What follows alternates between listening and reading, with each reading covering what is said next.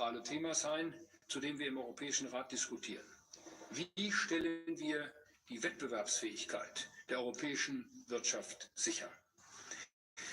Lassen Sie mich gleich ganz grundsätzlich dazu sagen. Mit dieser Bundesregierung wird Deutschland in Brüssel zu einer Stimme für eine zukunftsfähige und wettbewerbsfähige Wirtschaft.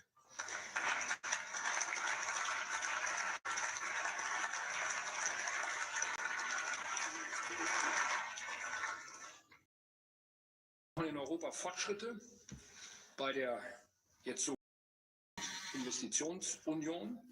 Wir brauchen eine stärker integrierte Energieinfrastruktur. Wir haben aber auch und wir brauchen einen umfassenden Bürokratierückbau, um Innovationen von staatlichen Fesseln zu befreien. Ich will es noch deutlicher sagen. Wir brauchen in Europa deutlich weniger Regulierung.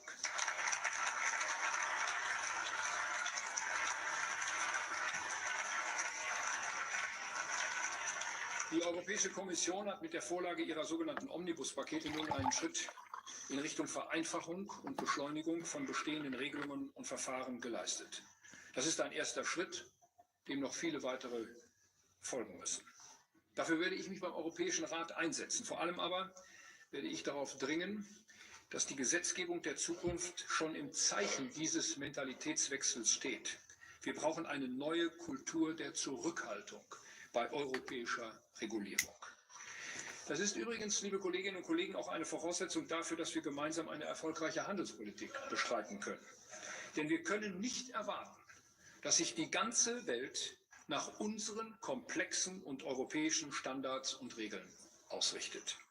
Es ist eine Frage der Wettbewerbsfähigkeit, dass wir uns noch breiter aufstellen im Hinblick auf unsere Handelspartnerschaften. Es ist aber auch eine Schlüsselfrage strategischer Resilienz. Es wird zukunftsentscheidend sein, dass wir sie gut und dass wir sie zeitnah beantworten. Und das heißt im Klartext, so viele neue Handelsabkommen wie möglich abzuschließen, und zwar möglichst als reine Handelsverträge, die nur der Zustimmung der europäischen Institutionen bedürfen, nicht mehr in den jahrelangen zermürbenden Prozessen, wie leider auch in Deutschland immer wieder geschehen, in den nationalen Parlamenten. Vor diesem Hintergrund, liebe Kolleginnen und Kollegen, Sie wissen, dass die EU-Kommission im Augenblick mit der amerikanischen Regierung über eine Lösung des Zollkonflikts verhandelt. Die Bundesregierung ist mit allen europäischen Partnern darin sehr einig. Allen.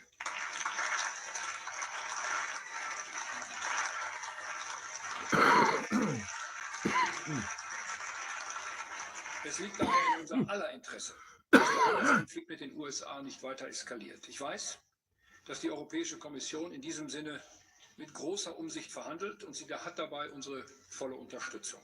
Ich persönlich hoffe, dass wir bis Anfang Juli mit den USA zu einer Lösung kommen. Sollte das möglich sein, sind wir auch darauf vorbereitet, nämlich mit einer Reihe von Optionen. Die EU kann und sie wird ihre Interessen verteidigen. Mein Eindruck aus den Gesprächen mit dem amerikanischen Präsidenten ist aber, die USA hat auch in wirtschaftlichen Fragen ein Interesse an einer weiteren Zusammenarbeit mit uns, mit Europa und vor allem mit uns in Deutschland.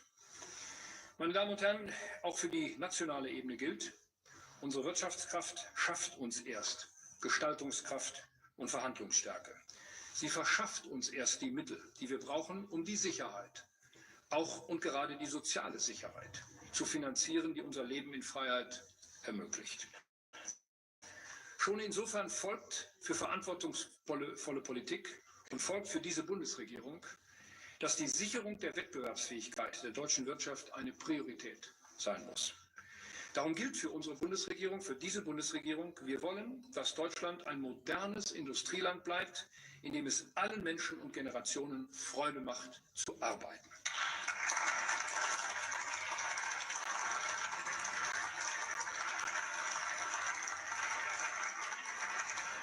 Wir werden daher jetzt sehr schnell und konsequent unser Sofortprogramm umsetzen, das wir im Kabinett bereits vereinbart haben. Mit den Ministerpräsidenten der Länder sind wir dazu auf dem Weg zu einer Einigung. Wir werden die Rahmenbedingungen für private und staatliche Investitionen verbessern, damit vor allem die Unternehmen wieder mehr in Deutschland investieren. Wir werden parallel schnellstmöglich und ambitioniert die strukturellen Wachstumsbremsen lösen, die unser Land hemmen. Das sind die zu hohen Energiepreise und die Bürokratielast vor allem. Unsere Energiepolitik wird dem Anspruch folgen, bezahlbar, sicher, technologieoffen. Und wir leiten einen grundlegenden Mentalitätswechsel bei der Regulierung auf, auch auf nationaler Ebene. Wir hören auf mit der Kultur des Misstrauens, die gegenüber den schwarzen Schafen nichts hilft, aber allen anderen nur Steine in den Weg legt. Vor diesem Hintergrund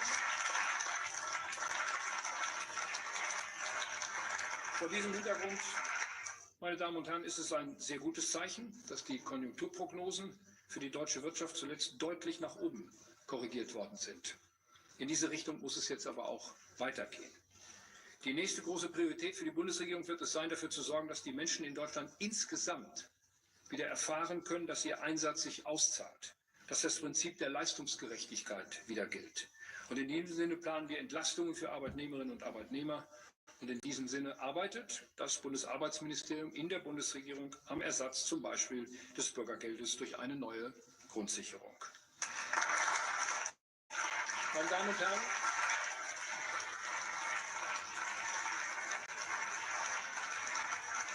lassen Sie mich abschließend sagen, die vergangenen Wochen waren in großen Teilen der Welt erneut Wochen der Krise, des Umbruchs, auch der Gewalt. In der Ukraine, im Iran, in Israel, in Gaza. Die vergangenen Wochen haben einmal mehr gezeigt, wir können nicht damit rechnen, dass die Welt um uns herum alsbald wieder dauerhaft zu ruhigeren Zeiten zurückkehrt. Aber wir können sehr wohl darauf Einfluss nehmen, wie diese neue Normalität in unserem Alltag aussieht. Wir können dafür sorgen, dass sie wenigstens für uns einhergeht mit Freiheit, mit Wohlstand und mit Frieden. Die gesamte Bundesregierung widmet sich mit ganzer Kraft genau diesem Ziel. Und in dieser Hinsicht haben die vergangenen Wochen mich insgesamt sogar ein wenig zuversichtlich gestimmt, weil sie gezeigt haben, wir sind als Land dieser Aufgabe gewachsen und wir können die Probleme aus eigener Kraft heraus bewältigen.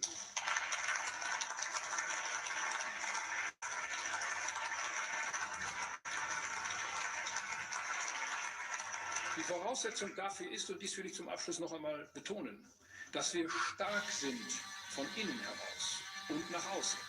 Als Gesellschaft, die zusammenhält und die weiß, was auf dem Spiel steht. Und als Wirtschaftsstandort, der Investitionen ermöglicht, der Innovation, Wachstum und Mehrwert schafft. Ich kann für die Bundesregierung versprechen, wir arbeiten in den nächsten Wochen, Monaten und Jahren weiter sehr hart dafür, dass Deutschland zu seiner Stärke zurückfindet, eben nach innen wie nach außen. Und genau mit diesem Leitmotiv werde ich Deutschland beim anstehenden NATO-Gipfel in Den Haag und beim Europäischen Rat in Brüssel vertreten. Ich danke Ihnen für Ihre Aufmerksamkeit.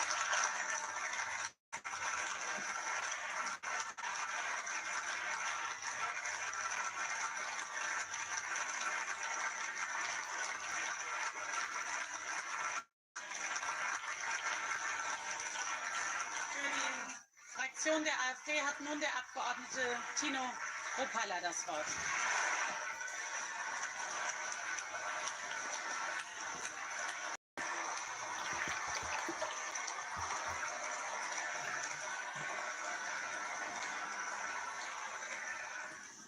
Sehr geehrte Frau Präsidentin, sehr geehrte Damen und Herren, liebe Landsleute, schon wieder haben wir einen weiteren Konfliktherd. Dieser reicht nun bis in den Mittleren Osten hinein. Und schon wieder stehen wir als mehr oder minder stiller Beobachter am Rand und sind doch seit Sonntag mal wieder mitten zwischen den Konfliktparteien.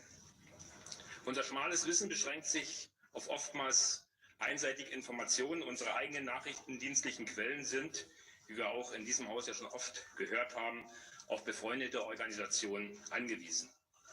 Und selbst diese scheinen nun hinterfragt werden zu müssen. So hat der US-amerikanische Präsident wissen lassen, dass die Informationen seiner Dienste im Falle des Iran nicht der Wahrheit entsprechen würden. Gleichzeitig gibt es Berichte darüber, dass der angegriffene Iran über die Pläne durch die USA in Kenntnis gesetzt worden wäre. All das macht eine objektive Einordnung für uns alle auch noch heute unendlich schwer. Das wurde gestern Vormittag in der Unterrichtung durch den Chef des Bundeskanzleramtes, Herrn Frey, deutlich. Es liegen so kurz am Ereigniszeitraum noch wenig umfangreiche Informationen vor. Für die offene und informative Atmosphäre möchte ich an dieser Stelle dem Bundeskanzleramt danken. Sicher bleibt aber auch danach eins: Die Möglichkeit, insbesondere einer atomaren Kriegsgefahr, muss ausgeschlossen werden. Sollte daher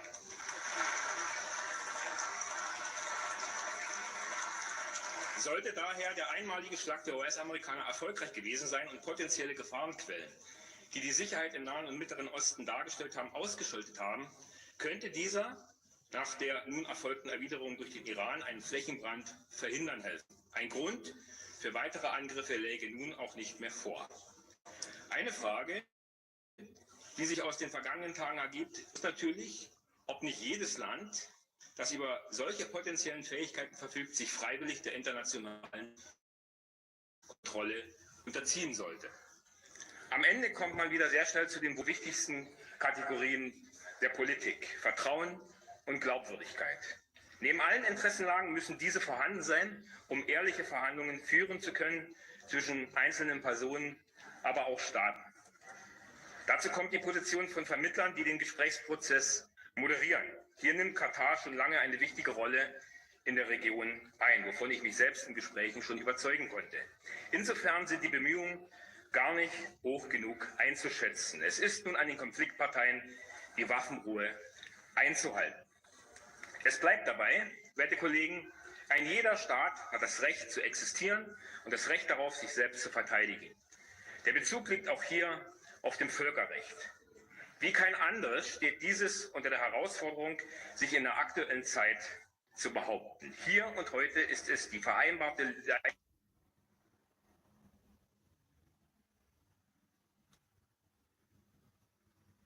Time ago, the U.S. military carried out massive precision strikes on the 3 key nuclear facilities in the Iranian regime: Fordow, Natanz, and Esfahan.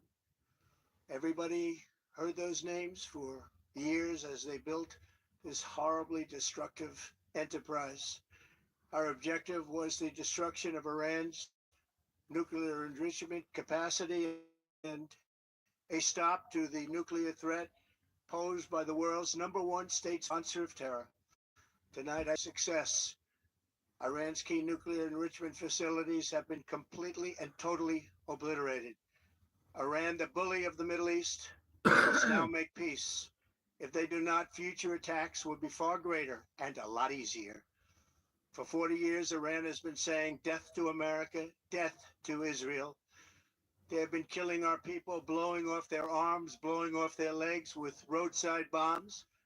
That was their specialty. We lost over 1,000 people, and hundreds of thousands throughout the Middle East and around the world have died as a direct result of their hate. In particular, so many were killed by their general, Qasem Soleimani. I decided a long time ago that I would not let this happen. It will not continue. I want to thank and congratulate Prime Minister Bibi Netanyahu. We worked as a team like perhaps no team has ever worked before. And we've gone a long way to erasing this horrible threat to Israel. I want to thank the Israeli military for the wonderful job they've done. And most importantly, I want to congratulate the great American patriots who flew those magnificent machines tonight, and all of the United States military on an operation the likes of which the world has not seen in many, many decades. Hopefully, we will no longer need their services in this capacity. I hope that's so. I also want to congratulate, and there will be tragedy for Iran far greater than we have witnessed over the last 8 days. Remember, there are many targets left. Tonight's was the most difficult of them all, by far, and perhaps the most lethal. Go after those other targets with precision. Most of them can be taken out in a matter of minutes. There's no military in the world that could have done what we did tonight, not even close. There has never been a military that could do what took place just a little while ago. Tomorrow, General Secretary of Defense Pete Hegseth will have a press conference at 8 a.m. at the Pentagon. And I want to just thank everybody, and in particular, God. I want to just say we love you, God, and we love our great military. Protect them. God bless the Middle East. God bless Israel, and God bless America. Thank you very much. Thank you.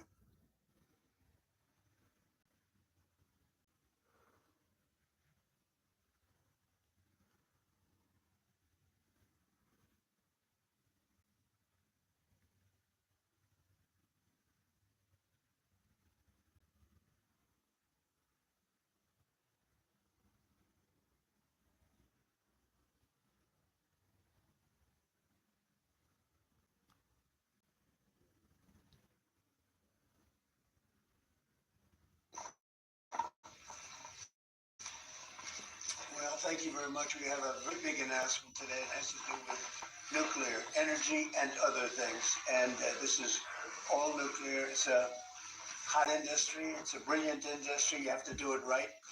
It's become very safe and environmental, yes, 100%. So I'm going to ask Doug Burgum to talk about it a little bit to start. And maybe Will, you'll follow him up. Yes, sir. And we're going to have Pete Hegseth speak from a military standpoint, but this is very all-inclusive. We're signing tremendous executive orders today that really will make us the real power in this industry, which is a big industry. Doug, why don't you go ahead? Well, thank you, President Trump. This is a huge day for the nuclear industry. Mark this day on your calendar. This is going to turn the clock back on over 50 years of over-regulation of an industry. American greatness has always come from innovation, and we were very innovative. We led post-World War II in all things nuclear, but then we've been stagnated. We've choked it with over-regulation. Today, Will is going to walk us through a series of 4 executive orders. Each of these help attack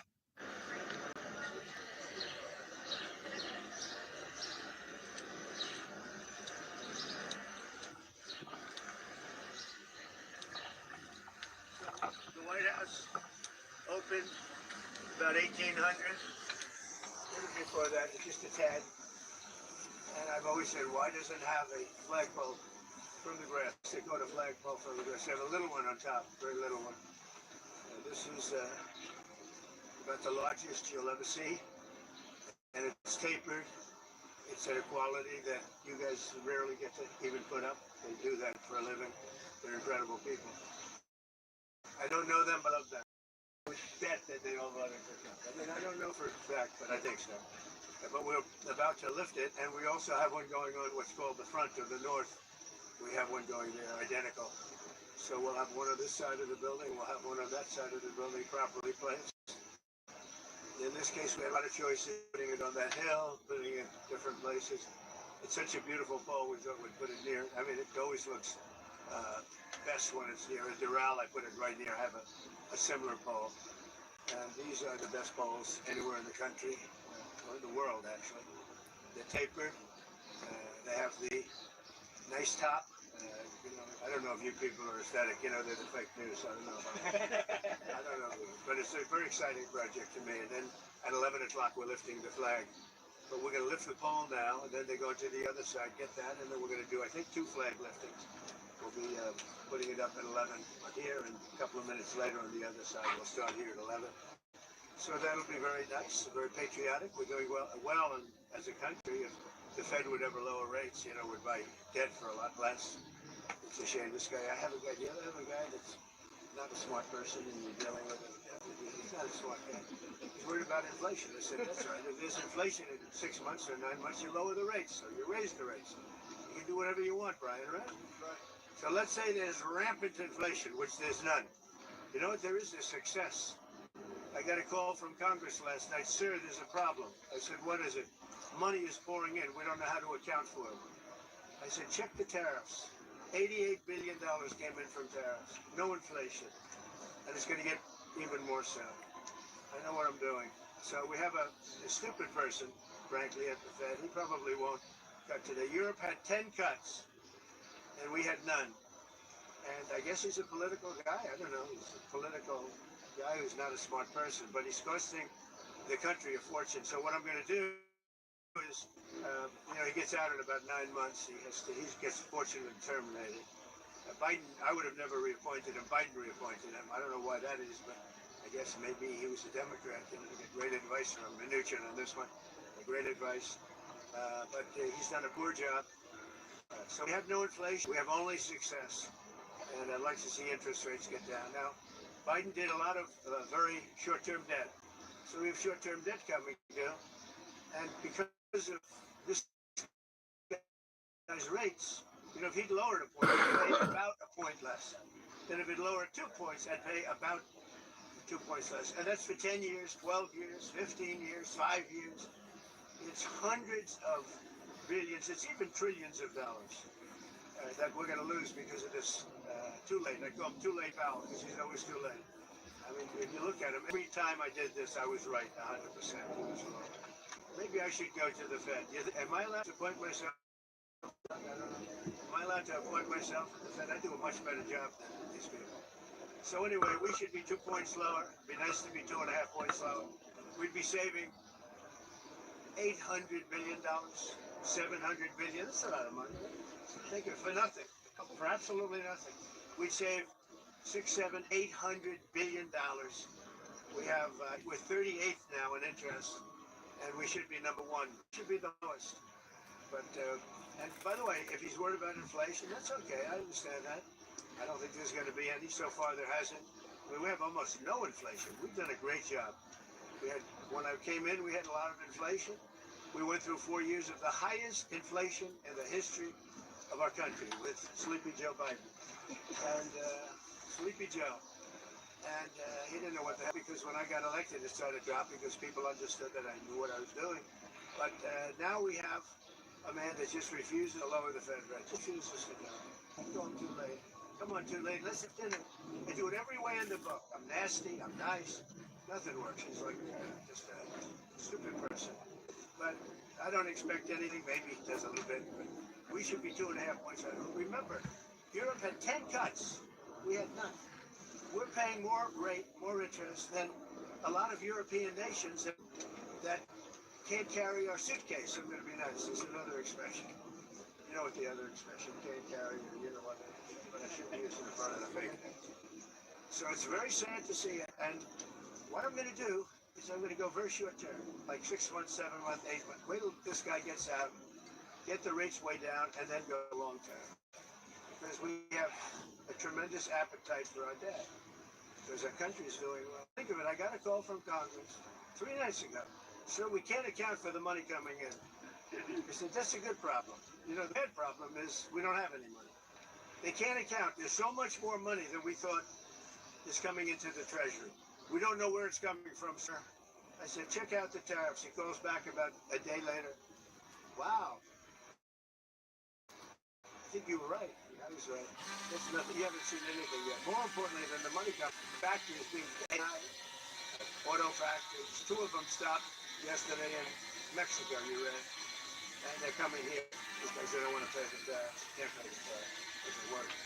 So I just want to wish you a lot of luck with the new flagpole. We have 2 of them. And we're going to do this one now. Then we're going to do the other one, 11 o'clock or so. We're going to have a flag raising, which will be great. And I got to get guys back to work. They're making a fortune. They're standing around making a fortune. But remember this, somewhere in this group, there's somebody that is going to captivate some movie producer. Obviously, so we're going to say that guy is perfect for a movie. And you're going to become a star. Your friends are going to call you, and you won't even return their phone call anymore. You know? They're going to say, what do you do for a living? I put up flagpoles. I'm not even going to talk to you. I'm a big movie star. So some way you have that. Anyway, let's have a good, they call it a lifting. They also use another word, but I'm not going to use that word. You know what that is? The word, it starts with an E. You know what the word is? If I haven't used it, I'd be run out of town by you people. All right, so enjoy it. Doug, you're going to get some good. He's going to win another Nobel Prize, I think, for this picture. So maybe the flag will be even more exciting. But this is pretty exciting. That's some equipment, I'll tell you what. Look at that flag. That's some beautiful equipment. There's nothing like America. Have a good time. Mr. President, have you given to answer questions about whether you are moving closer, or you believe the U.S. is moving closer to striking Iranian nuclear facilities? Where's your Well, mindset obviously on I can't say that, right? But where's You your don't mindset seriously on think I'm going to answer that question. Will you strike the Iranian nuclear component? At what time exactly, sir? Sir, would you strike it? Would you please inform us so we can be there and watch? But would you say you're You don't know that I'm closer going to even do to it. wanting to You get don't know. I involved? may do it. I may not do it. I mean, nobody knows what I'm going to do. I can tell you this, that Iran's got a lot of trouble, and they want to negotiate. And I said, why didn't you negotiate with me before all this death and destruction? Why didn't you negotiate? I said to people, why didn't you negotiate with me 2 weeks ago? You could have done fine. You would have had a country. It's very sad to watch this. I mean, I've never seen anything like this. So, everyone thought it was going to be the reverse. I didn't think so. And I was telling them, you gotta do something. You gotta negotiate. And at the end, last minute, they said, no, we're not going to do that, and they got hit. Remember 60 days, and then came the 60. 61 is going to become a very famous number. That was one hell of a hit. That first hit, that was one hell of a hit. Not sustainable, to be honest. That's Mr. where President, it have ended. the Iranians It ended reached on out to the you? first night. Yes. Is it too late, though? Do you think it's too late to now Not really. Nothing's make too a late. deal with The only thing Iranians? too late is Powell. Powell's too late. Too late, Powell. Have the Iranians reached out to you, TOO. Mr. President? What? Have the Iranians reached out to you? Yes. And what did they say? I said it's very late. I said it's very late to be talking. Mr. President, I mean, it's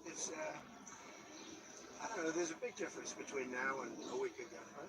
Mr. President, you said you just about said we may meet. Is this about Vance and Witkoff possibly going to talk with him? It's about anybody. They even suggested they come to the White House. It's a big difference. But they've suggested that they come to the White House. That's, courageous, but, it's like not easy for them to do. But they suggest, because I can't go now because of what's going on. I had to come back early from the G7, which was terrific, by the way, Canada. Really terrific, good people. Is there a possibility of next week or sooner that these Well, I officials don't know how can much talk? longer it's going to go on. They're totally defenseless. They have no air defense whatsoever. Totally captured. We've totally captured the air, Brian. Fairly compassionate towards the Iranian people, suggesting The human beings. I know a lot of people from Iran, from New York, from Washington, mostly from New York. They're incredible people. They're smart. They're energetic. They can be difficult, but so can you. No, they're great people. They're smart people. And those people are getting the hell beat out of them now. And it's really a shame. It's so stupid. It's so stupid. It's another one. Russia, Ukraine is so stupid. Would have never happened if I was president. You guys agree with that? Would have never happened if I was president. Putin would have never done it. And I spoke to him yesterday, and I said, he actually offered to help mediate. I said, do me a favor. Mediate your own. Let's mediate Russia first, okay? I said, Vladimir, let's mediate Russia first. You can worry about this later. But I think that's going to work out too. But so many people have been killed. The big thing with that one is far more people are dead than have been reported in the Ukraine, Russia. Many, many more people. A building falls down, they say nobody was hurt, What does unconditional surrender mean? Well, you know what it means. Can you explain Two very simple words. Very simple. Unconditional surrender. That means I've had it. I've had it. Give up. No more. Then we go blow up all the nuclear stuff that's all over the place. No, they had bad intentions.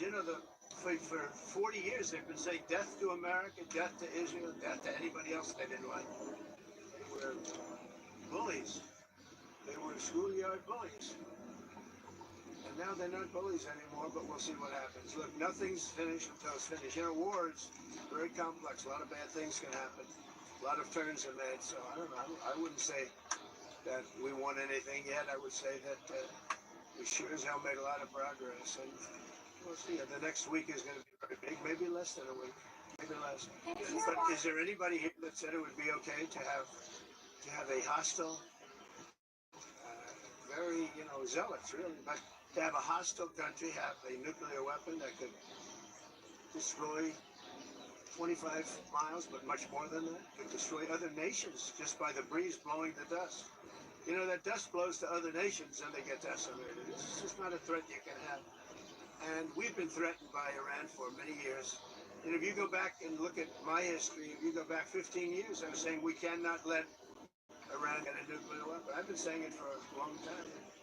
I mean it more now than I ever meant it. Yeah. Mr. President, A question on deportation. Mr. President, you said last week that changes would be coming for farmers. You've seen a lot of the workers they rely on taken away. But then VA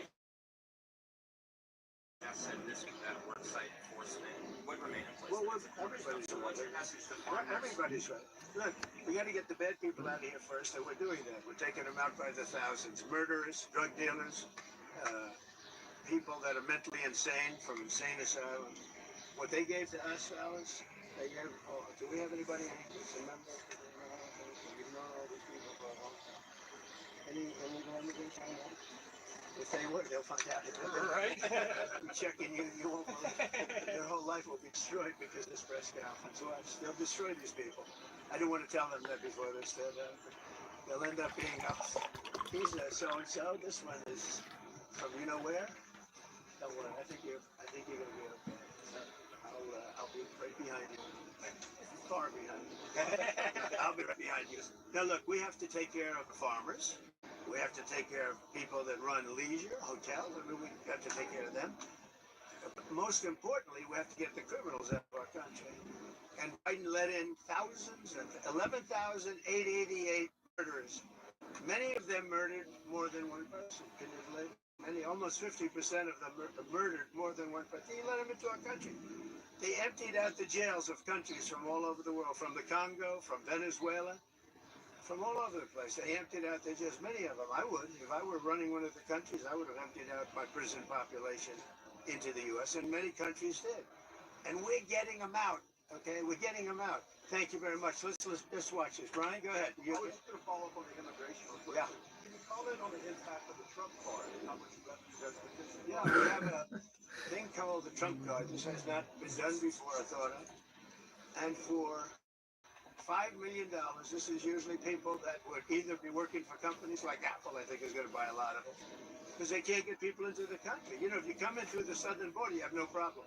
You can be a criminal, you can be a drug dealer, and you have no problem. But if you go and graduate #1 in your class from a great school, you can't get a job because in some cases not wealthy. They'll be paid for by $1 million over a short period of time. It's very much coming to it. They want to make a deal more than, I would say Harvard wants to make a deal more than Iran wants to make a deal, and Iran wants to make a deal. I mean, a lot of things are happening on a lot of fronts, Brian. A lot of good things are happening. And frankly, you know, it's a little bit of a, say liberal, now they say progressive. I use the word liberal, progressive. They're destroying the country. They're really destroying these liberal are destroying our country. Look what they've done during Biden's 4 years. I mean, we're working on so much of our effort goes to getting people out of the country that should have never been here in the first place. What he's done to this country is him. He had no idea what was going on. Everybody knows that. It's other people. It's Lisa and this one and that. All these people, all this scum that was around the Oval, the Oval Office or around the beautiful Resolute desk telling this guy, here, do this, do that, and not even telling him. They just go over to the auto pen and sign whatever the hell they wanted to sign. Because say what you want about Biden. He wasn't for open borders. He wasn't for transgender for everybody. He wasn't for men playing in women's sports. But he has no idea what the hell. He has no idea. And they were very upset. They wanted Bernie Sanders. And after flu, he'll do anything we tell him. And then they realize they don't even have to get permission. They just go up to the auto pen. That's a subversion. That's a takeover of our government. And you people ought to start looking at it. That's a takeover. Not only did they cheat, I guess you saw yesterday came out with China license plates. Tens of thousands of cards. They used those cards to vote on the second election, my second, the one 2020. Because as everybody here knows, I won that election by a lot. But the only good thing I can say is this is a much more historic term than I think I could have had as a secretary. This is a much more historic election. And now we're going to put a beautiful flagpole, and we're going to put up a flag. And I hope you enjoy it. And let's see how real people work. These are real people. You're not real people. Good job, Mr. Easy. Okay? Thank you very much. Close to 100 feet. Real quick on Pakistan. You have a meeting today with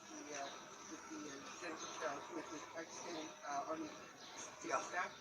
What are you looking forward to achieving diplomatically? Well, I stopped a war between Pakistan. I love Pakistan. I think Modi is a fantastic man. I spoke to him last night. We're going to make a trade deal with Modi of India. But I stopped the war between Pakistan and India. This man was extremely influential in stopping it from the Pakistan side, Modi from the India side, and others. And they were going at it, and they're both nuclear countries. I got to stop. I don't think I had one story. Did I have one story written about it? I stopped the war between two major nations, major nuclear nations. I don't think I had a story written about it, but that's okay. You know why? The people know. The people know. Did anybody write that story about the war? Did you write it? Oh, did you write it? Just one more. You wrote it. On the flagpole, sir. He's not as Any an adjustments that need to be made for Marine One departures and No, we put it so that Marine One is very far away. We did it in conjunction with the Air Force, with everybody. Everybody signed off on it. We have to have it far away. It's very far from Marine One's out there. It's out in the field. So you have to have a certain distance. We're about 3 times that distance. Okay? Thank you very much, everybody. Thank you, Prime Minister Netanyahu, about getting involved.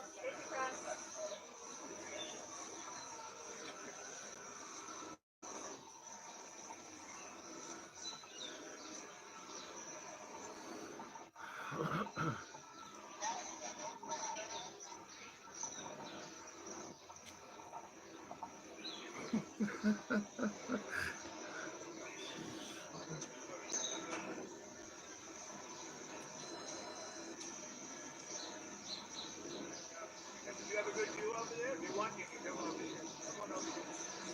Come on over here.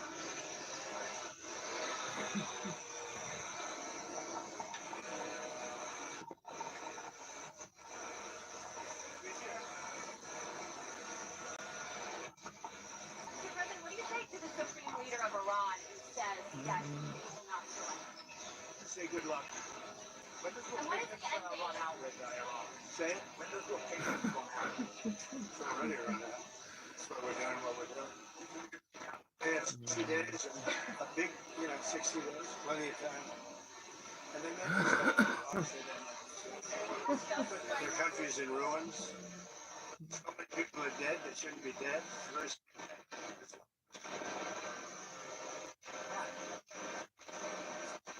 Come on over here, you don't have to ruin your shoes. That's why we're changing your rest.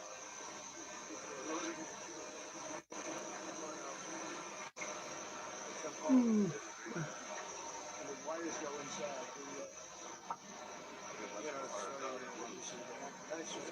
When they're outside, they're very noisy. They snap in the wind.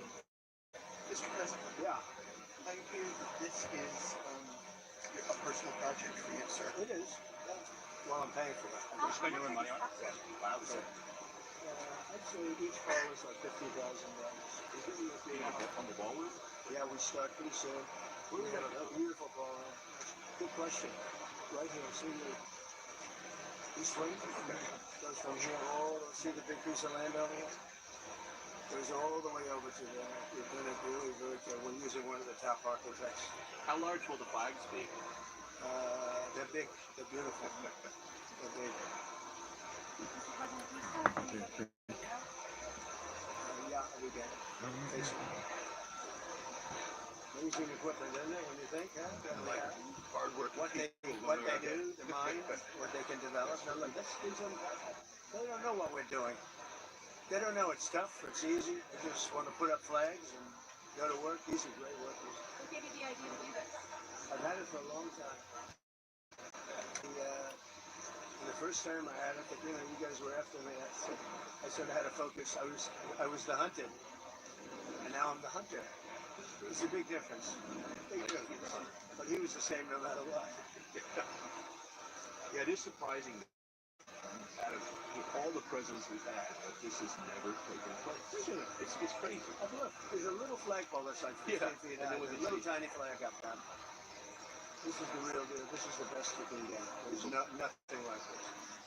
You know, most of them are 20 feet, 25 feet. This is close to 100 feet. And I think it's a great location. And then you put it out there. And then we're going to do a flower bed around it. Beautiful flower bed. Bigger than that. So you have the pole and then... When are you to come out here and hit some golf balls? When you find time in your schedule. 35 club championships. You all know that. I know that. 35 club championships. I haven't hit a ball in 3 weeks. So Time to get out there. it's time to get a little busy. Would you rather have me be doing what I'm doing?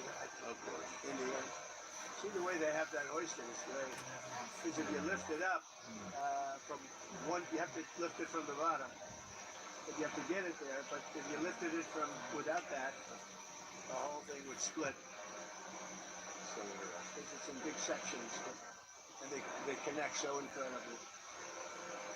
Mr. President, while we're watching, can I ask, when was the last time you spoke with Governor Newsom? The phone call that he said I didn't make, but I got him. Did you see that? I haven't spoken to him. I know, squeeze it. That was the last time? That was the last time. Any changes to the troops being deployed there? No, I won the case yesterday. I didn't read that I won it because I don't think anybody wrote it. They only write it to lose it. And you said Did you notice I won the case? 9 seconds. You know what's interesting here? Is that when it goes in, they then put sand inside. And if they use dirt or anything else other than sand, it rots out the pole over a period of years. But sand, for some reason, chemically just works. It gives you flexibility, and it doesn't do anything to the cast. It's amazing. So watch when. So that's 9 feet deep, and then. Well, it's a beautiful, it's a perfect pole for this. So it's going 9 feet. It goes 9 feet down. And then, there's nothing in there right now. Just the tube goes 9 feet down. And when they fill it with sand. Pure sand, absolutely pure sand. If they didn't, the chemicals do, they work on the bottom part. Is that interesting to anybody? Not really. Well, you're a builder. Oh, much better. First of all, it looks better. I mean, I've never seen it like this. This is the newest and the greatest. I've never seen it at Mar-a-Lago. I have a similar pole, not quite as tall, but the rope's on the outside. And you hear that rope. What kind of little things sticking up out the top side? You see the little things sticking out? The ball? Yeah, the bar. What is that? A little fin. Oh, I see. That's so they can hook up the ropes. They put the rope in later. Sometimes you see eagle in terms of flagpole. I like this one. This is a little more classy. I'm a big eagle person, as you probably know, but this looks better. Is there some of what you told is the Prime Minister? So keep going. What do I say? Have you given him any I speak to him every day. He's a good man, doing a lot. Been very unfairly treated by his country, I think. Very unfairly treated. Have you given him any indication that you may seek to aid them more than you have already? No. So far, he's doing a good job. He has been treated very unfairly. He's a wartime president, and he's going through this nonsense. It's ridiculous. Sounds like you had a good agree meeting with yesterday. him that With him, Yeah, your National Security Council. very good meeting. Yeah. Anything that came up in particular that? Well, things, little things, big things, but good meeting. It's working well. it seems like See you how straight that is? Like they put that dead straight, and then they pour in the sand. It's amazing, right? Who would think you have to have sand? And it's got to be a very pure sand. I know you enjoy being president. Do you ever miss building things? I love those. construction. Yeah. It's in your heart, isn't it? Well, I love it. I know it better than anybody. When I see a train, a railroad going from San Francisco to LA, I think it's 100 times over that. One of the most incompetent things. Just this guy. Then why do they keep funding that? I think we're not going to. In fact, a little bit of a story. We're not going to find out anything that's out of control. First of all, it doesn't go where it's supposed to. It's supposed to go from LA to San Francisco. Now because they don't have any money, they've spent, what is it, 30, 40 times more than they're supposed to spend. And they made it much shorter because it no longer goes into the cities. It stops miles outside of the city. Because if you were a builder and you went 34 times over the budget, you would be fired, right? If you went one time, if you went a half a time over the budget, they see what they're doing. They're unwrapping the sand. It's all pure sand. Along those And lines, if it weren't pure sand, it would eat away at the metal. Mr. President, with the rail funding in California, will your recent dust-ups with Governor Newsom impact additional wildfire relief out there? They've requested $40 million. Sure, maybe. The man's incompetent. He shouldn't have fires like that. You clean the floor of the forest and you won't have any forest. So, Austria has very, very flammable trees. They don't have forests because they clean the floors. They maintain their forest. It's good, in fact. Hatred is never a good thing in politics. When you don't like somebody, don't respect somebody, it's harder for that person to get money if you're on top. But he's done a great job. How will you ensure that... I'll tell you one thing, if I didn't bring in the military to Los Angeles, you wouldn't even have a seat. You probably wouldn't be here. You'd be covering the riots in Los Angeles. Oh, we got a great ruling, as you know, yesterday from the judge. If we didn't bring in the military in Los Angeles, you would have maybe no city. You'd have just what you have with the housing, burned to the ground. How will you ensure See, what that they're doing is they take this out. With the ruling yesterday, does that mean... Israeli Prime Minister. Go ahead, you can ask them. Yeah, well, with the ruling yesterday, does that mean you're more empowered to send National Guard to other cities as well? I don't think more empowered. I always thought I was empowered. It would be a shocking ruling. Only a guy like Newsom would even ask for it. He should be thanking me instead of fighting. Newsom, he wouldn't have a city. Right now, it would be burned to the ground. We'd have people running all over, throwing rocks. Did you see them breaking up the concrete? Because we caught the bricks. They were bringing bricks, heavy bricks, red bricks, by the bag, 5 or 6 big bags. The guys strong guys that could hardly even carry them. They're going to hand them out to people to throw at the police. And by the way, the chief of police in Los Angeles said that we needed the help. If we didn't have the help, we would have been killed. Now he changed his mind 4 days later. He put a little bit, but and he actually needed it more than. But we did a great job. We quelled that thing, and the fact that we are even there thinking about going in, they won't bother with it anymore. They'll go someplace else, but we'll be there too. We'll be wherever they go. We're going to be. Did you see the main numbers for immigration? Yeah, great numbers. 0. Yeah, we had 0. Did you see that, everybody? You were going to ask that. 0. I was going to ask that. She's on our side. Because most people don't want to ask. Well, she told earlier, she finds you see the main numbers. 0. Yeah. How is that even? Because we really have a tight border. Now, we have let a lot of people in, but they came in legally. They actually have to take a little test, and they have to say, I love America, minor things like that. Yeah, we'll be extending it. We're going to extend it. We're going to probably make a deal. I think we'll need China's blessing on it. And I think they'll bless it. That was Prime Minister Carney towards you. Very good. Yeah. It couldn't have been nicer. We enjoyed the Canada stay a lot. And I had to come back, obviously, for the war jumping in the Middle East. But I got everything done. He's a good man. I think Carney's a good man. Very well. A good representative of Canada. You think he's liked by the people? You could say so. They know what's happening. Maybe you could call it the ultimate. The ultimate ultimatum, right? What essentially was that? Oh, I don't want to say. Look, give me a point. What about the Paramount deal? I would say the elder. She's doing great. She's doing great. She's really enjoying it. Baron's enjoying it. All my kids are enjoying it, actually. Pretty hot out here today, huh? What's muggier, the DC or West Palm Beach in the summer? I think this is muggy. This is a muggy. This is hot. Could I ask you about the Paramount deal and the merger with Skydance and the Ellisons? Like, what's holding that up, and do you see that being resolved in next year? I hope so. It's a good. Ellison's great. They'll do a great job with it. But so what they did is they interviewed 60 Minutes. They interviewed Kamala. Her answer was horrendous. I would say election threatening. This is the day before the election. Her answer was election threatening or so incompetent. So they took the entire answer out, and they took another answer, another question, and put it in. They did that, I understand, a number of times, but you don't have to do it a number of times. The main question they asked, and we caught them, and they're very embarrassed by it, and they're working on a settlement now. But think of it, did you ever hear that one before? They took the entire, every word, threw it out, put another answer into it. You think they do that for me? I think it just happens daily. Well, I've never seen it. I thought I'd seen everything. That I've never seen it. It's very embarrassing. The head of 60 Minutes got fired. The head of CBS got fired. They're all getting fired. Do you think the deal See what they're will doing here? Wait.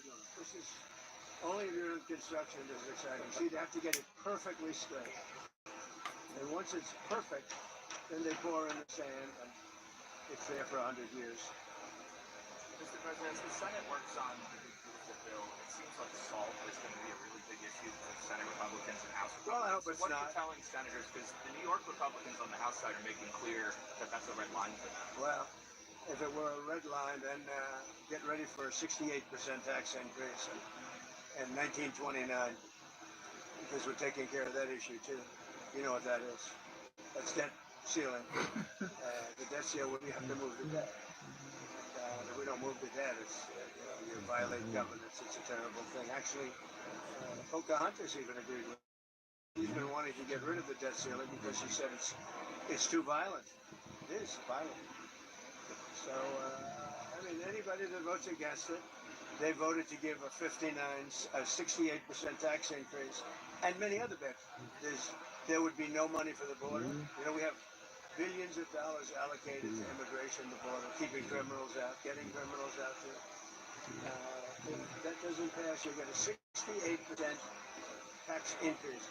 And I would say this, any senator that votes against it, and that includes Democrats, I think they'll be finished in politics. On SALT specifically, do you think Senate Republicans or House Republicans will have to bend more in order to get the bill at large? I don't know. We're going to see how it works out. It's a very difficult issue, to be honest with you. It's very difficult, and I understand both sides, but we'll just have to see. Hopefully a compromise or something's going to be made, but it's a very difficult issue. Remember that, you know, people say, what do you think? 68% tax, so all those numbers I told you, how well the economy's doing, it all gets wiped out. You would have the largest tax increase in history by far, by 3 times, if they don't get the big, beautiful deal. I always say the great, big, beautiful deal. I put the word great in there. They took that. It's going to be great, big. If we get that passed, it'll be the best, one of the greatest pieces. And that's just the beginning of a lot of things that are going to happen. Because we're going to get numbers down. We're going to get them way down. But that's the beginning. That's our big first step. But it's the most important piece of legislation. In terms of dollar value and everything else, there's nothing as big as that. You know, they thought that might be 7 or 8 bills. It's all in one. Speaking of taxes, starting in July 1st, California is upping their tax on gasoline again per gallon. I mean, that's... Well, you know, I beat the California mandate. Congress just passed a bill ending it. That was terrible. It's like what they were saying, everybody by 2030 has to have an electric car. And people don't want it. I'm all for electric cars, but you have to want one. And right now it's about 7%. But they were forcing everybody to have it. I ended that. And now they're coming out with more. No, in California, you know, we've got some gas stations where just 2 weeks ago, it was $1.98, $1.99. We've got the gas down low, and we have this little situation which will drive it up a little bit, but very little. And it's going to come down again. Going to give people a lot of extra money. Groceries are down. Eggs are down. You know, the eggs. They hit me the first week about eggs. But no, I think that. Look, you know what I do whenever I talk about Gavin Newsom? I say, look at the railroad. Look at the railroad. It's not even possible. Do you think he comes out and sees the construction workers? I don't think so. I don't think you put an American flag in front of the Capitol in Sacramento either.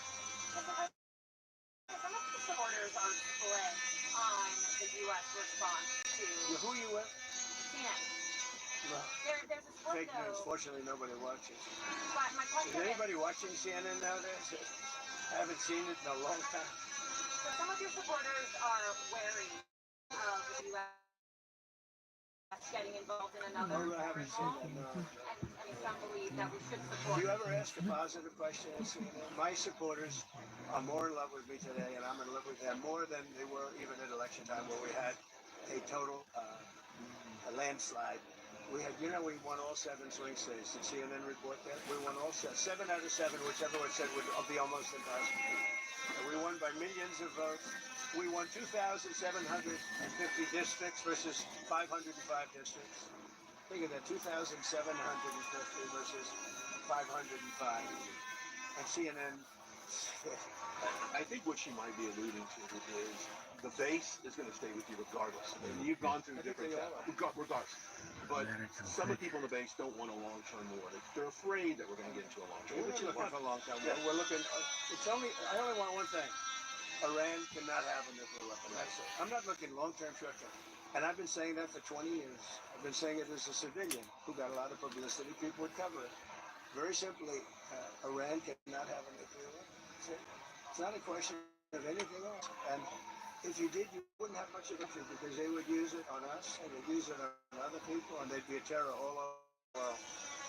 So I may have some people that are a little bit unhappy now, but I have some people that are very happy. And I have people outside of the base that can't believe it. This is happening. They're so happy. And there was a poll that just came out today that my approval rating is the highest it's ever been. All I'm doing is saying you can't have a nuclear weapon. And I tried to do it nicely. And then on day 61, I said, let's go. Because we can't let that happen. And I've been saying it for 20 years. I'm going to leave. Thank you very much. Thank you, sir. Thank you, sir.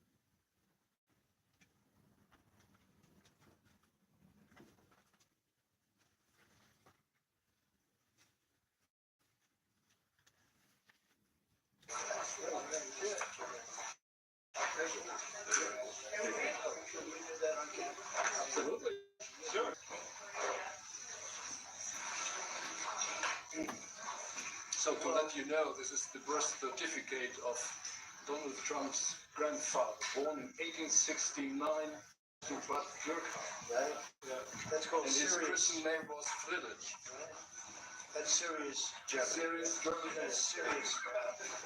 Bud Durkheim is serious German. But I want to thank you very much for, first of all, I want to thank you for that. That's wonderful. Thank you very much. You're fantastic. We'll put it up in a place of honor. Maybe we can save it to put it up there someplace. It's an honor to have you. As you know, the Chancellor just won a great election, very, very strong election. Very respected man. I can tell you, we've been on the phone many times talking about some of the problems outside of Germany. And it's very sad what's going on. We both feel that way. What's going on with Russia, Ukraine, and other things we talk about, but Russia, Ukraine in particular. I'd like to see it end, and maybe it'll end. But, we get some news there'll be some fighting. Something happened a couple of days ago, and now they do a return, and here it goes. It's not good. He's unhappy, but I'm unhappy about it. But I think eventually we're going to be successful in stopping the bloodshed. It's pure bloodshed. 5,000-6,000 young soldiers a week are being killed. You know that those numbers. Yeah, we know them. They're staggering. They're staggering numbers. But Chancellor, I just want to congratulate you, and I want to welcome you to the Oval Office. Thank you. It's an Oval Office that's in very good shape. We like fixing things up and having them tippy-top like they have in Germany. They do that in Germany very much, and we do it here. We're having a very good run. I also had a great election, great win, won everything. Won the popular vote, all 7 swing states, which is a big deal. It's pretty unusual to do that. And we have a great mandate from the people, and part of our mandate is we're going to have a great relationship with your country. So I just want to thank you very much for being here, and if you'd like to say a few words. Absolutely. So, thank you, first of all, Mr. President, for your kind invitation to come to Washington, D.C. I was in this building first time ever in 1982. I told you when former President Ronald Reagan was in office. So I'm very happy to be here again and to offer our close cooperation with the United States of America. We are having so much in common, our history. We owe the Americans a lot. We will never forget about that. And so with your German provenance, I think this is a very good basis for close cooperation between America and Germany. So again, thank you. Thank you for the hospitality, and thank you for having your guest house for a night. This is a great place. Great place. Many thanks for that. I really enjoyed it. Thank you. It's a wonderful place. It's a landmark also. And Blair House, it's a nice place to stay. But thank you very much for saying that. Would you have any questions, Greg? Mr. President, on your new travel ban, why now? And if the Boulder attack was part of your reasoning, why not include Egypt on that list where the suspect is from? Well, because Egypt has been a country that we deal with very closely. They have things under control. The countries that we have don't have things under control. And why now? I can say that it can't come soon enough, frankly. We want to keep bad people out of our country. The Biden administration allowed some horrendous people, and we're getting them out one by one. And we're not stopping until we get them out. We have thousands of murderers. I even hate to say this in front of the Chancellor. Of course, you have a little problem, too, with some of the people that were allowed into your country. It's not your fault. It's not your fault. It shouldn't have happened. I told her it shouldn't have happened, what she did. But you have your own difficulty with that, and we do. And we're moving them out, and we're moving them out very strongly. But it can't come fast enough. We want to get them out. We want to get them out now. We don't want to have other bad people coming into our country. But using the word bad, I'm being nice. Okay. You put out on Truth Social a post regarding your conversation with President Xi. Right. Can you talk about whether or not you feel that trade talks, trade relations are back on track after appearing to be a little bit off track last week? A little bit off track. It was only the complexity. It's pretty complex stuff. We had a very good conversation with President Xi a little while ago, just before your arrival. In fact, we just hung up, and he said, "You're here." I said, "That's pretty good." Two great leaders of the world in a very short period of time. We had a very good talk, and we've straightened out any complexity. And it's very complex stuff, and we straightened it out.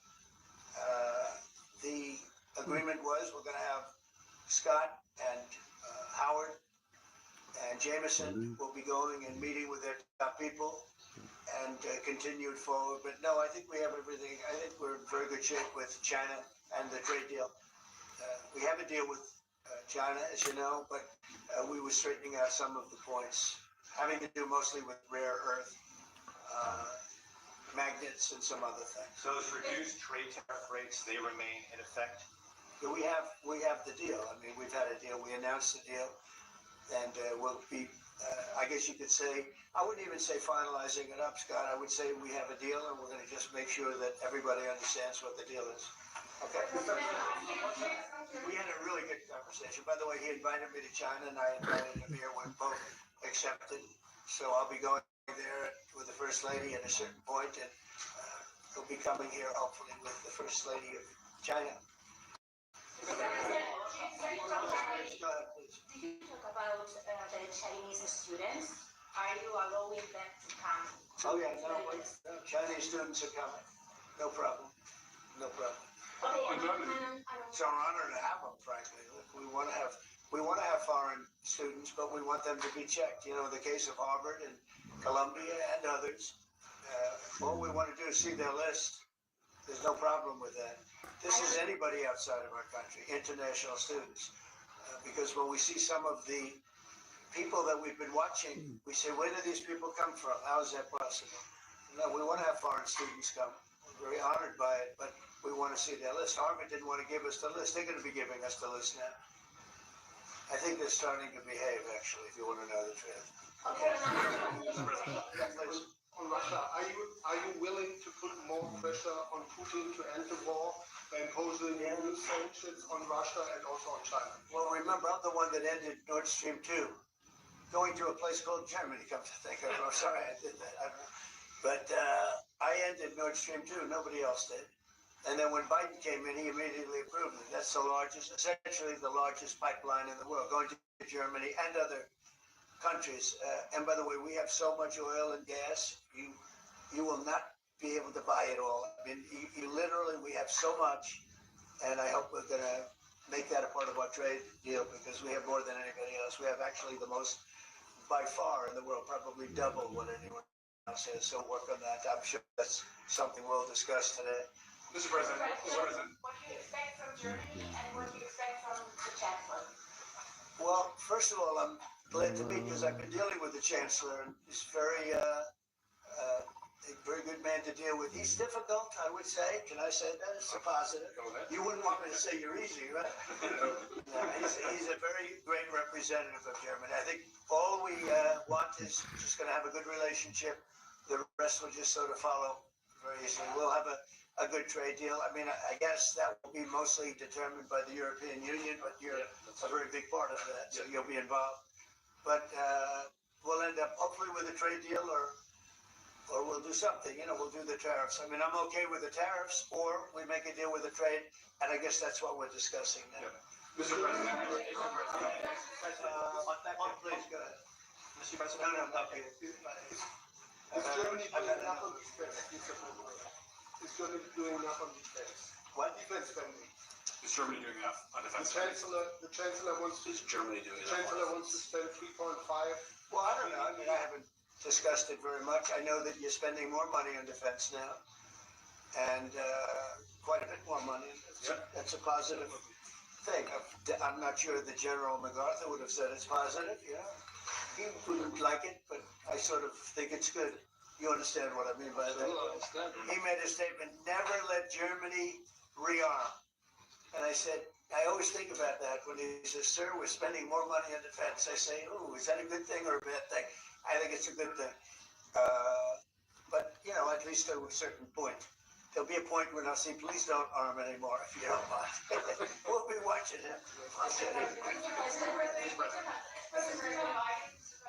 Yeah, Biden. You said Biden.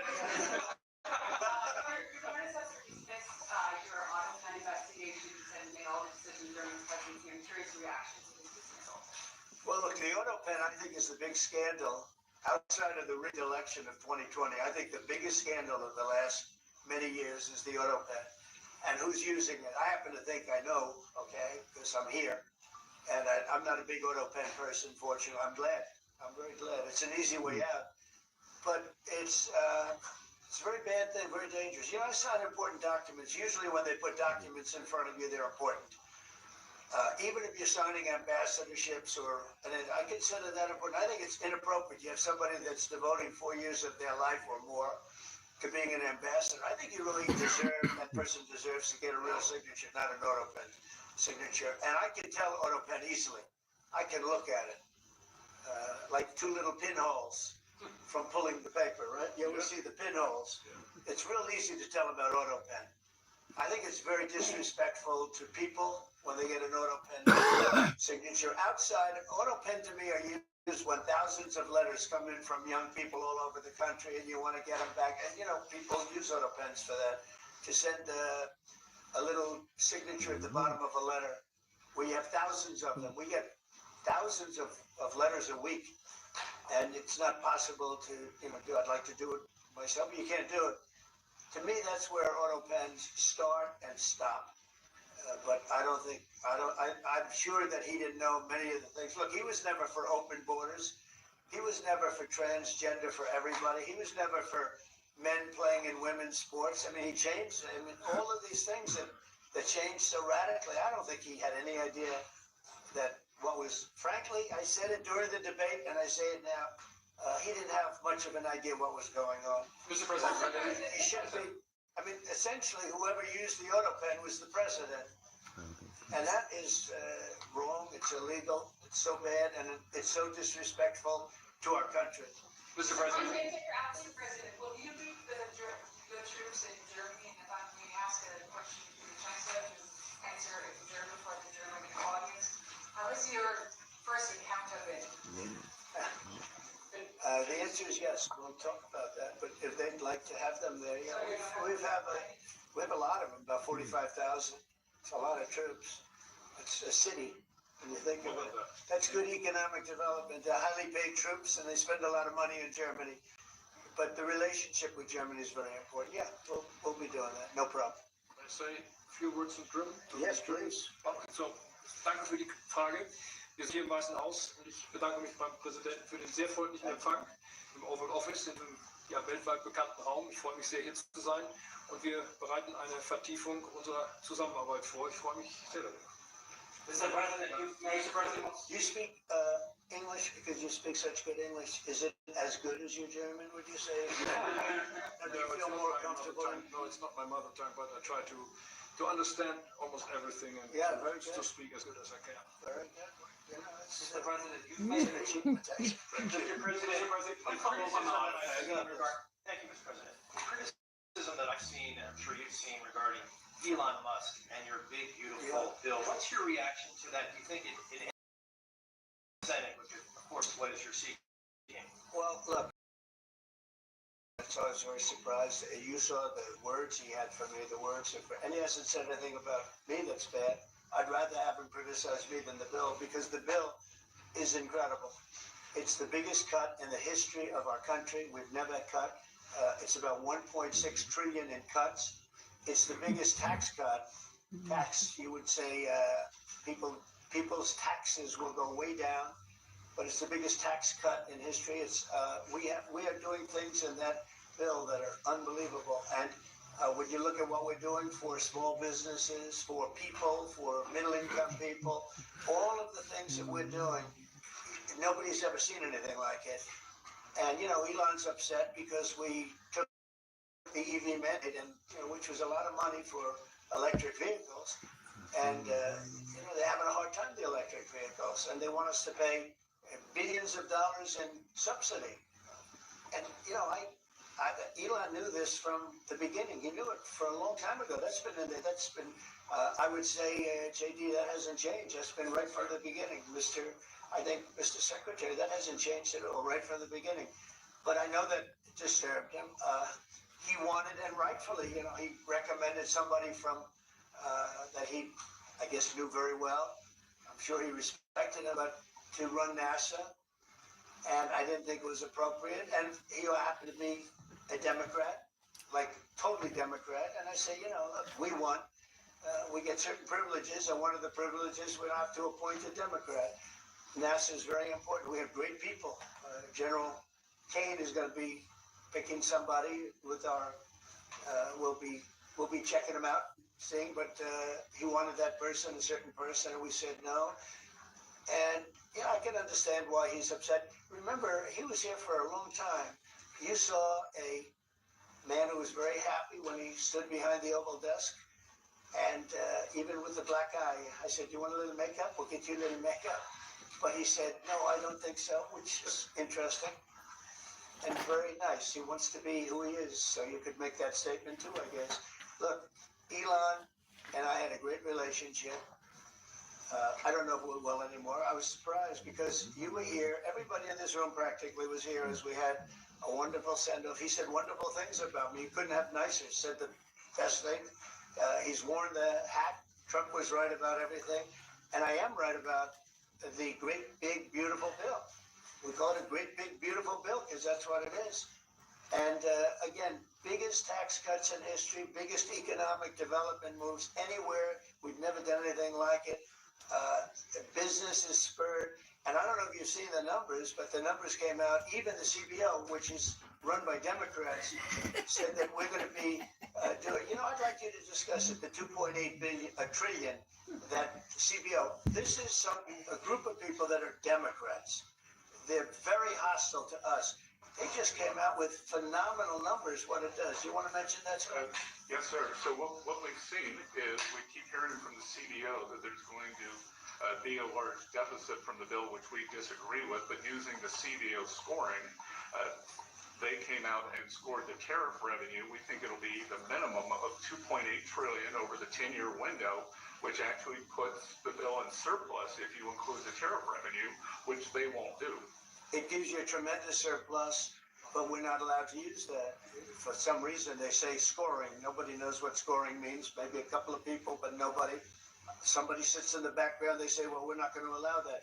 They're not allowing other things that we have that are tremendously profitable for our country. But if you saw the other day, CNBC, they came out with numbers, and the people on the show, very good people, I've watched them for a long time, they couldn't believe the numbers, how good they are.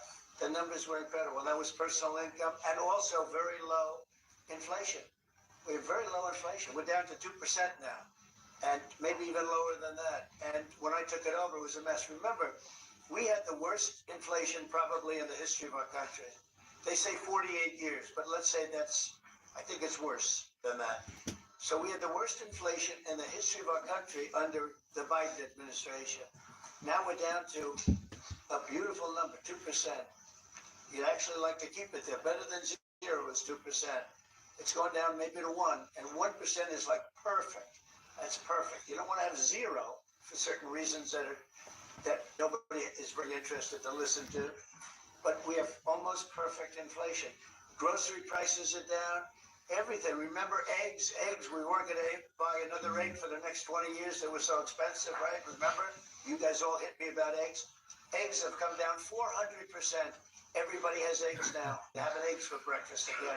But if you look at gasoline, very important. I think always the most important because it's the energy is the biggest factor. That's what happened. He screwed up our energy policy, and everything went up because energy went up.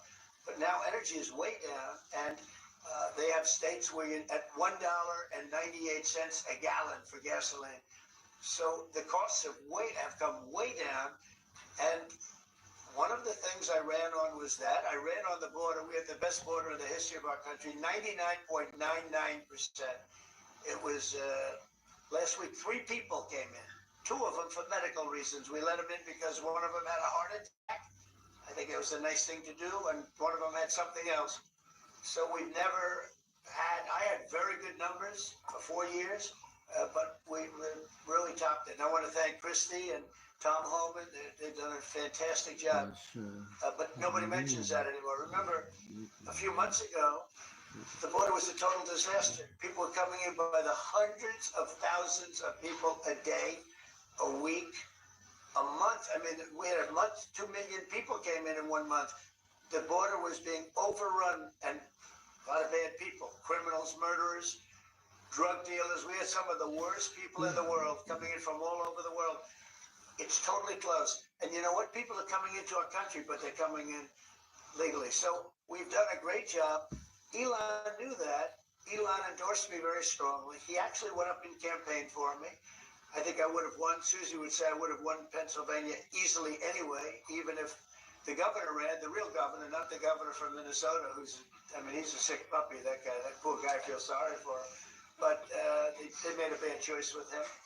But if you pick Shapiro or anybody else, I spoke to him recently about his, you know, his house being set on fire, which was terrible. But if they picked him, I would have won Pennsylvania. I won it by a lot.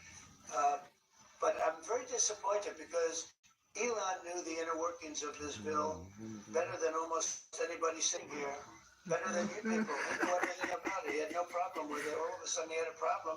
And he only developed the problem when he found out that we're going to have to cut the EV mandate because that's billions and billions of dollars. And it really is unfair. We want to have cars of all types. Electric, we want to have electric, but we want to have a gasoline, combustion. We want to have different. We want to have hybrids. We want to have all. We want to be able to sell everything. And when that was cut, and Congress wanted to cut it, it became a little bit different. And I can understand that. But he knew every aspect of this bill. He knew it better than almost anybody. And he never had a problem until right after he left. And if you saw the statements he made about me, which I'm sure you can get very easily, it's very fresh on tape. He said the most beautiful things about me. And he hasn't said bad about me personally, but I'm sure that'll be next. But I'm very disappointed in Elon. I've helped Elon a lot. Did he, I just want to clarify, did he raise any of these concerns with you privately before he raised them publicly? And this is the guy you put in charge of cutting spending. Should people not take him seriously about spending? And now you're saying this is all sour grapes? No, he worked hard and he did a good job. And I'll be honest, I think he misses the place. I think he got out there and all of a sudden he wasn't in this beautiful Oval Office and he's got nice offices too. But there's something about this one. I was telling the Chancellor, this is where it is. People come in here, even from Germany. They come in and they walk into the Oval Office and it's just a special place. It's, you know, World War I, it started and it ended here, and World War II and so many other things. Everything big comes right from this beautiful space. It's now much more beautiful than it was 6 months ago. A lot of good things are happening in this room. And I'll tell you, he's not the first. People leave